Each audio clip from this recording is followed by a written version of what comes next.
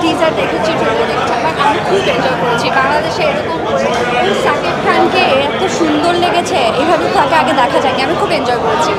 আমার তো ইরেশ ভাইকে এত ভালো লেগেছে, ওনার ক্যারেক্টার যেটা সেটাই তো উনি তো প্লে করেছে। সো ইরেশ ভাই যে এরকম একটা ক্যারেক্টার করতে পারে আমরা কখনো আগে দেখিনি।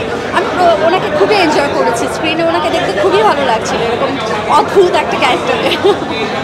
পলাশের সাথে আমার আগে কাজ হয়েছিল, অনেক দিন পরে এবার তার সাথে কাজ হয়েছে। সো হ্যাঁ, আমরা যেহেতু হিট ওয়েভের মধ্যে এরকম গরমের মধ্যে কাজ করছিলাম, ওরকম আড্ডাবাজি করার বা গিয়ে সময় কাটানোর বা মজা করার সময় পাইনি, কিন্তু পুরো কাজটা আমরা মনোযোগ দিয়ে করেছি, গরমের মধ্যে অনেক কষ্ট করে করেছি।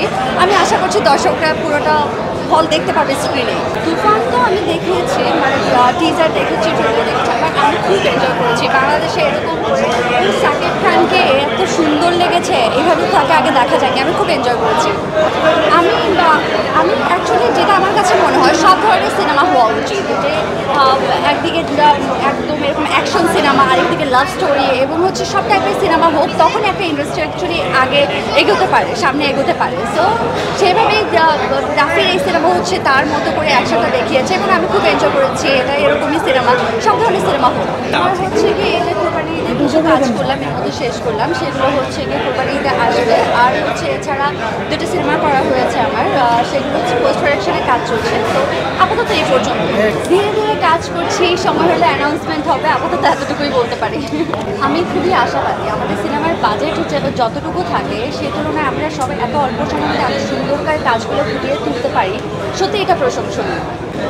প্রশংসা পেলে আমাদের নিজস্ব সিনেমা, নিজস্ব ঘরের দেশের সিনেমা, অবভিয়াসলি যদি প্রশংসা পায় আমি আনন্দিত, ভালো লাগবে আমার। আমি চাই করতে, আমি সব ধরনের কাজ করতে চাই, ডিফারেন্ট কাজ করতে। যে কেউ হতে পারে, সেটা ডিরেক্টর চয়েস। কথা হয়েছে, দেখা যাক সেটা। Thank you so much.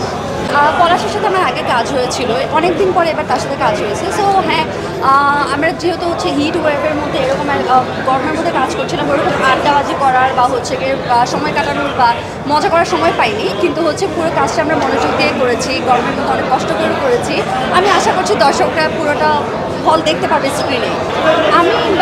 আমি অ্যাকচুয়ালি যেটা আমার কাছে মনে হয়, সব ধরনের সিনেমা হওয়া উচিত, যে একদিকে একদম এরকম অ্যাকশন সিনেমা, আরেকদিকে লাভ স্টোরি এবং সব টাইপের সিনেমা হোক, তখন একটা ইন্ডাস্ট্রি অ্যাকচুয়ালি আগে এগোতে পারে, সামনে এগোতে পারে। সো সেভাবেই রাফির এই সিনেমা তার মতো করে একসাথে দেখিয়েছে এবং আমি খুব এনজয় করেছি। এটা এরকমই সিনেমা, সব ধরনের সিনেমা হোক।